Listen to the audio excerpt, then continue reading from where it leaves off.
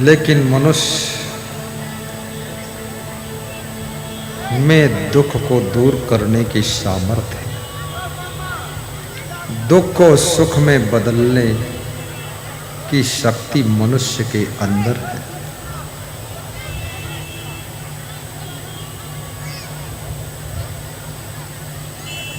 कैसे दुख सुख में बदलता है, छोटी सी कहानी सुनाऊंगा।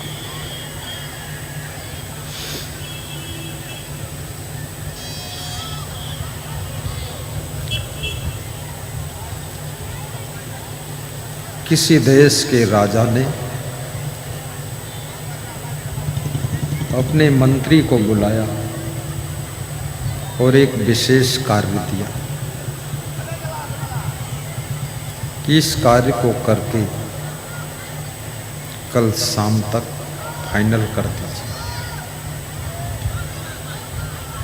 मंत्री जब कल शाम को आया, जी हुजूर, आपने जो कार्य दिया था मैंने बहुत कोशिश किया लेकिन नहीं पूर्ण हो पाया। राजा झक्की स्वभाव का था, क्रोधी था।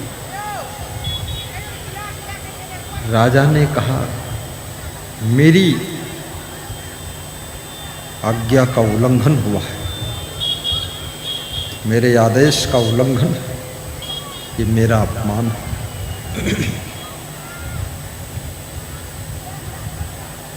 आदेश दे दिया, इस मंत्री को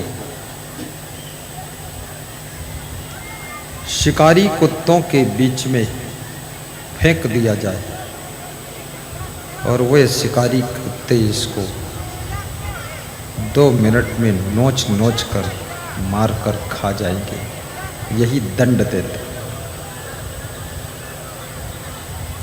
मंत्री मुस्कराने लगा।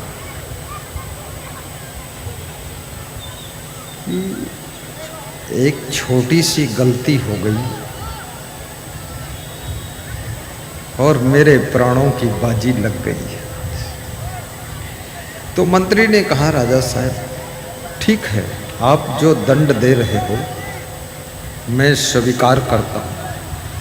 व्यासगादी निवेदन करेगी, जल पिलाने वाले जल सेवा को बंद कर दें, जल सेवा बंद कर दें, क्योंकि हल्ला गुल्ला बहुत होता है।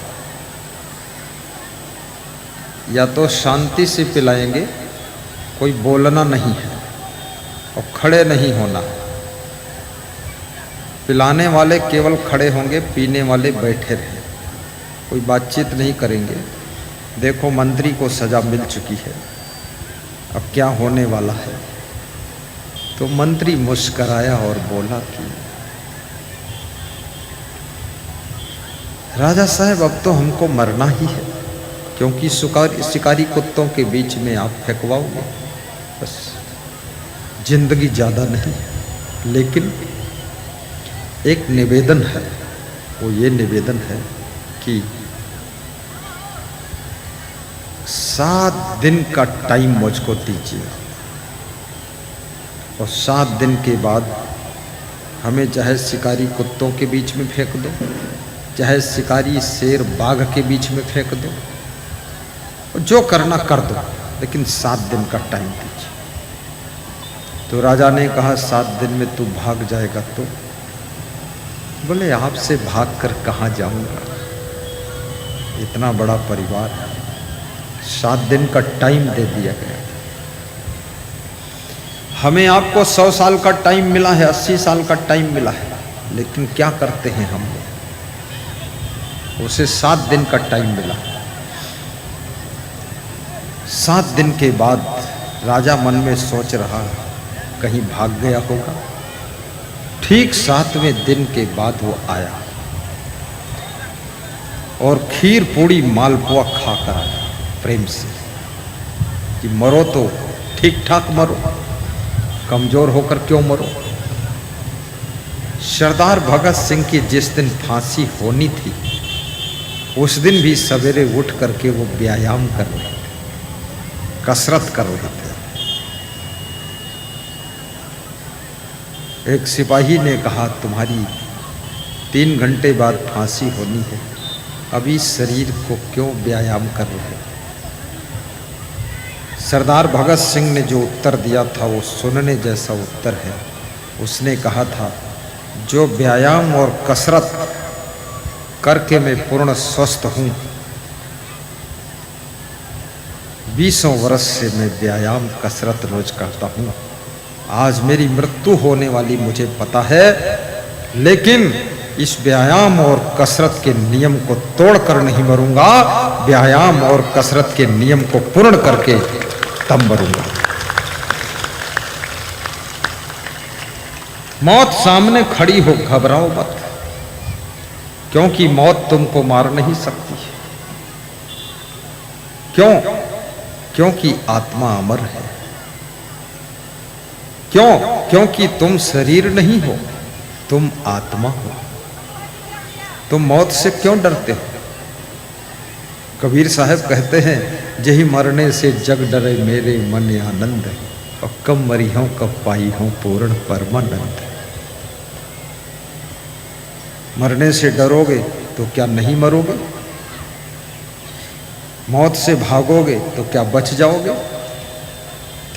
कितने लोग मरने के डर से सड़क पर नहीं निकलते, लेकिन मरने वालों की लिस्ट देख लो, ज्यादातर लोग अपने घर के भीतर बेडरूम में ही मरे। सड़क पर तो 1% ही मरे, खेत में 1% मरे, दुकान पर मुश्किल से आधा % मरे होंगे, लेकिन घर ही में मरे हैं ज्यादा लोग। हॉस्पिटल के लोग भी जब मरने वाला तुम्हारा मरीज हो जाता है तो कहते हैं इसको घर ले जाओ, सेवा करो, क्योंकि वह भी सोचते हैं अस्पताल में ना मरे, मरे तो घर में मरे, क्योंकि अस्पताल में लाश निकलेगी तो अस्पताल का भी सत्यानाश कर देगा। सब देखेंगे रोना धोना हो रहा है, अरे इस अस्पताल में ले जाओगे लाश ही वापस आएगी, यहाँ मत जाना, मेरा अस्पताल भी बर्बाद हो गया। ये डॉक्टर भी खिलाड़ी होता है, वो बोल देता है पटना ले जाओ, और पटना में हो गई घटना तो लौट गए घर में दुर्घटना।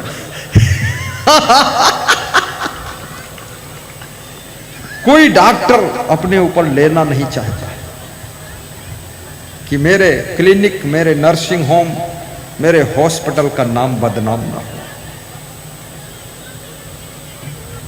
और जिसके हॉस्पिटल में ज्यादा संख्या में मरीज मर गए तो याद रखना हॉस्पिटल बंद हो जाएगा, क्योंकि जिसका बेटा मरेगा, जिसका बाप मरेगा, वो हजारों जगह प्रचार करेगा, अरे अपने लड़का को मारे खोए तो उनके अस्पताल में लाई जाओ, अरे हमारी पत्नी को मार डरी डॉक्टर साहब। डॉक्टर भी टेंशन में है कि अरे राम राम। लेकिन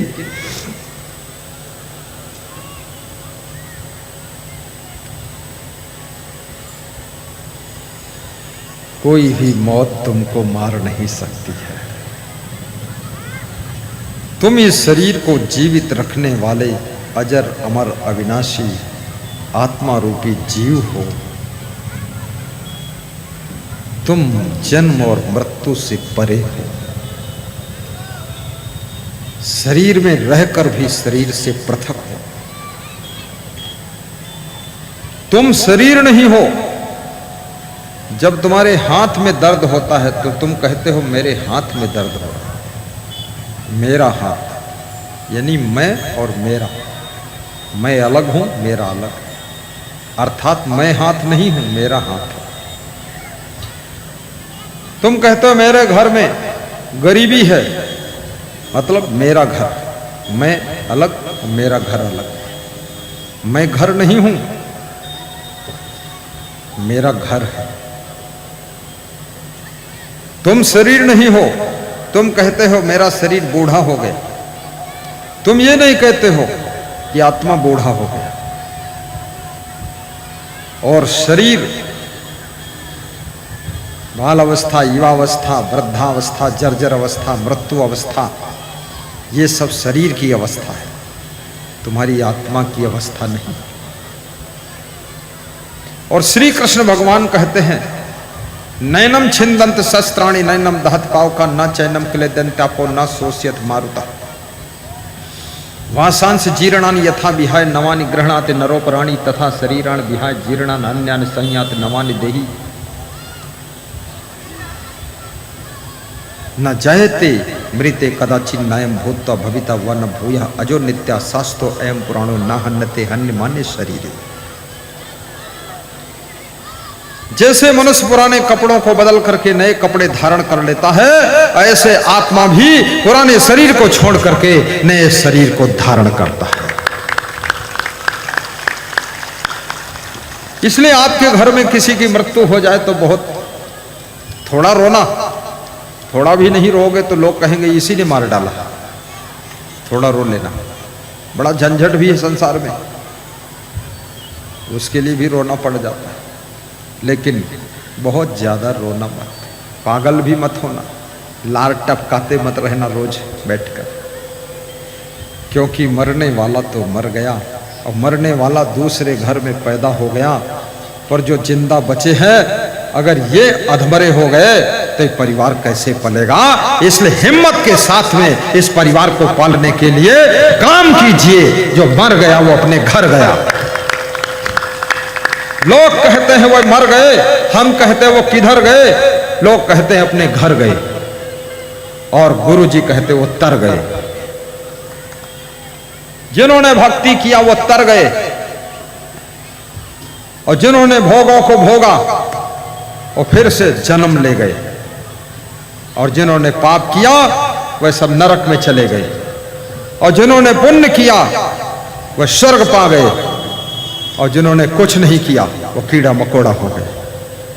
छोड़ो टेंशन, ये मृत्यु लोक है,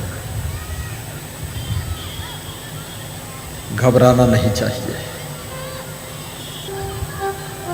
दुखी मन घर की व्यवस्था को बिगाड़ देता है, चिंतित मन अपने स्वास्थ्य को बिगाड़ देता है, परेशान मन बिजनेस को बिगाड़ देता है, नाराज मन घर की शांति को बिगाड़ देता है, और खुश मन, आनंदित मन सब कुछ संभाल देता है, सब कुछ संभाल देता है। इसलिए मन को खुश रखो, आनंद में रहो।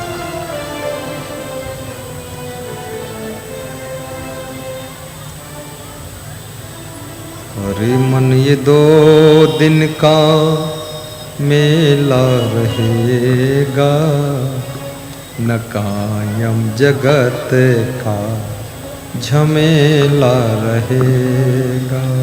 अरे मन ये 2 दिन का मेला थोड़ा समय रहेगा, बड़ा कायम जगत का झमेला रहेगा।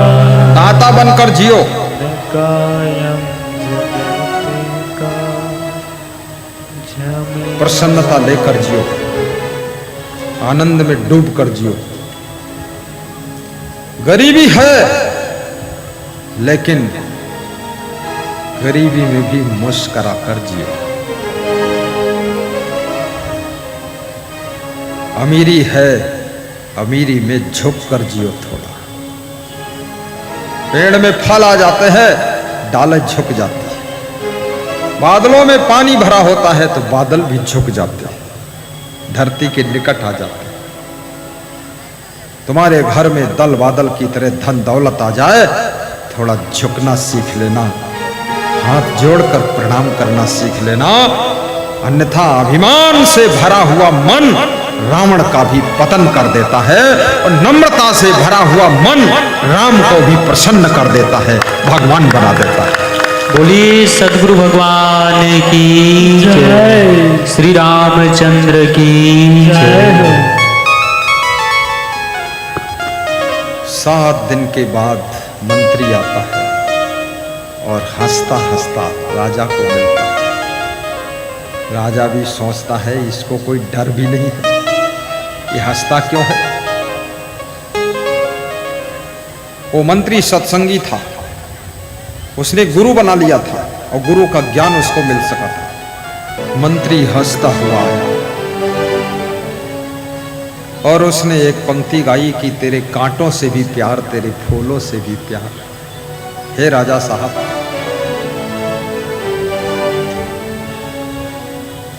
मैं तैयार हूं, शिकारी कुत्तों के बीच में मुझे फेंक दो। मेरे जीवन की डोर तुम्हारे हाथ में है। राजा ने पूछा, तू मरने जा रहा है तो हंसता क्यों है? मंत्री बोला, तुम्हें भी पता है इसको मारने जा रहा हूं और हमें पता है मैं मरने जा रहा हूं। जब मरने ही जा रहा हूं तो रोकर क्यों मरूं, हंस करके मरूं तो ज्यादा ठीक है। अब बचूंगा तो नहीं, और बच गया तब तो हंसता ही रहूंगा, और मर गया तो हंसकर मर जाऊंगा। राजा सोच में पड़ गया, लेकिन राजा नहीं हंस रहा। याद रखना, मारने वाले की हंसी खो जाती है, और जिसको ज्ञान है वो मरने वाला व्यक्ति भी हंसते हंसते मौत को आलिंगन कर लेता।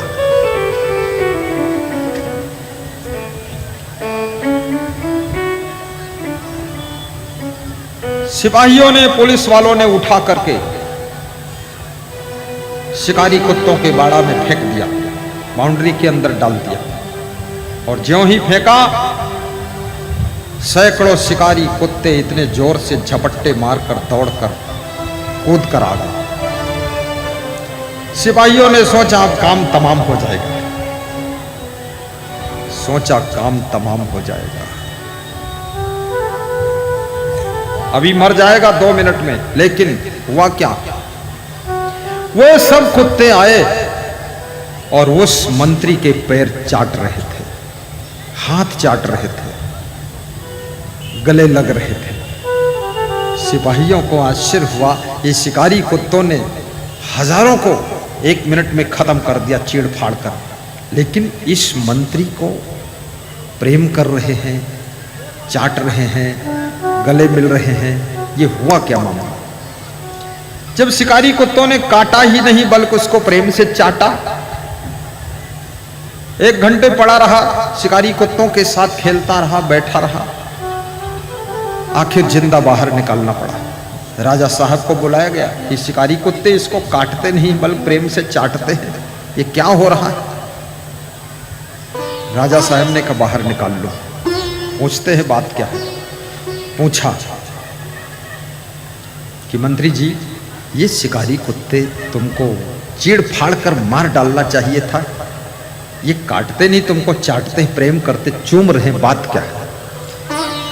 तो हंस करके मंत्री ने कहा, जो 7 दिन का टाइम मांगा था मैंने, वो 7 दिन मैंने इसी शिकारी कुत्तों के बाड़े में आकर के रोज इनको प्रेम से मैं कुछ खिलाता था और इनको गले लगाता था। इनके साथ मेरी दोस्ती हो गई, प्रेम हो गया। प्रेम में पड़ करके ये शिकारी कुत्तों की 7 दिन मैंने सेवा किया। 7 दिन की सेवा में शिकारी कुत्तों ने शिकार करना भूल गए और बल्कि हमको स्वीकार कर लिया, प्रेम से गले मिल गए। ये प्रेम की ताकत है। राजा ने कहा, और बोले, और ये बात है, 40 साल से मैंने तुम्हारी भी सेवा किया, लेकिन एक छोटी सी गलती में आपने हमको मौत की सजा दे दी, तो मुझे लगता है मेरे राजा से मेरे ये कुत्ते ज्यादा अच्छे थे। 7 दिन की सेवा से कुत्तों ने हमें जिंदगी दे दी, और 40 साल की सेवा करने के बाद भी राजा साहब ने हमको मौत दे दी। इसलिए कुत्तों को नमन है। राजा साहब आप बताइए। राजा ने कहा, मैं गलती के लिए क्षमा मांगता हूं, तो फिर से ज्वाइन कर। अब मैं इस तरह से जोश में, गुस्सा में किसी के जीवन का वध नहीं करूंगा।